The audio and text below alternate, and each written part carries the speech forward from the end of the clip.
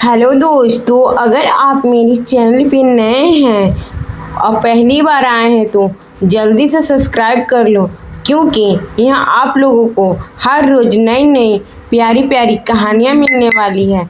यह कहानी है खेत में ससुराल की कहानी। जब राधा की शादी किशन के साथ हुई थी तो उसके जीवन में जैसे एक नई ही सुबह खिल उठी थी। मायके के शहर के मकानों और गलियों से निकलकर अब वह अपने ससुराल के खेत खलिहानों में आ बसी थी।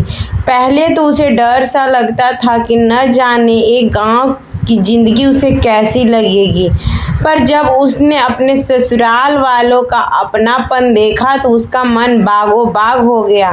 राधा के ससुर जी रामलाल जी बड़े ही सरल स्वभाव के थे। खेतों के काम करने का तो जैसे उन्हें जुनून था। हर सुबह सूरज की पहली किरण के साथ वे खेतों की ओर निकल जाते और खेत की हर सब फसल को अपने बच्चे की तरह संभालते। राधा भी अब धीरे धीरे इस जीवन की आदत डालने लगी थी। उसे बड़ा अच्छा लगता जब वह खेत के किनारे बैठकर सब्जियों के खेतों को निहारती रहती, जहां हरी हरी भिंडी, बैगन, लौकी, कद्दू जैसे रंग बिरंग सब्जियां मुस्कुराते नजर आते। एक दिन राधा ने सोचा, क्यों न अपने हाथों से सबके लिए खेत में ही चूल्हा जलाकर खाना पकाया जाए। उसने अपनी लाल चुनरी कमर में खोसी, हाथ में लकड़ियां उठाई और खेत के किनारे एक छोटी सी जगह देखकर चूल्हा सजा दिया। पास के खेत से ही उसने ताजी भिंडी, बैगन, टमाटर और हरी मिर्च तोड़ी। उसके बाद अपने मनपसंद मसालों के एक बड़ी सी कढ़ाई में सब्जी बनानी शुरू कर दी। हल्की हल्की खुशबू जब खेतों में फैलने लगी तो रामलाल जी और किशन अपना काम छोड़कर वहीं आ बैठे। राधा मुस्कुराई और बोली, बाबूजी, आज खेत में ही खाना खाइएगा। देखिए, ताज़ा सब्जियां बना रही हूँ और खेत की मिट्टी की खुशबू भी इसमें है। रामलाल जी ने रोटी तोड़कर जैसे ही सब्जी का पहला निवाला लिया, उनकी आंखों में खुशी के आंसू आ बोले, बेटी, ये तो ऐसा स्वाद है जो शहर के किसी होटल में भी नहीं मिलेगा। तुमने तो हमारा खेत खलिहान ही घर बना दिया।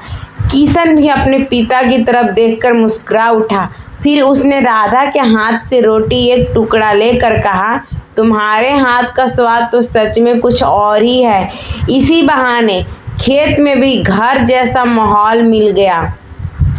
तभी पास से ही राधा की जेठानी लक्ष्मी आ गई, सिर पर बैगनों की टोकरी लिए बोली, अरे वाह, खेत में इतना स्वादिष्ट खाना, अब तो हम भी बिना बुलाए नहीं यहीं आ बैठेंगे।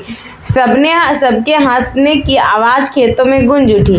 उस दिन राधा को पहली बार सच में महसूस हुआ कि उसका ससुराल उसके अपने मायके जैसा ही है, जहां अपनापन, प्यार और एक दूसरे का साथ है। शाम को जब सब खाने के बाद पेड़ के नीचे बैठे तो राधा ने आसमान की ओर देखा। सूरज ढल रहा था और उसके सुनहरे रंग पूरे खेत को अपनी गोद में भर रहे थे।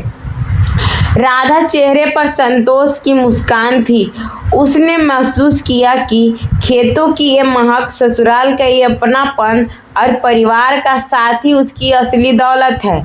उस दिन खेतों में जैसे ही राधा की नई जिंदगी का उत्सव मन रहा था, ससुराल में खेत की मेजबानी ने उसके दिल को अपनेपन से भर दिया था।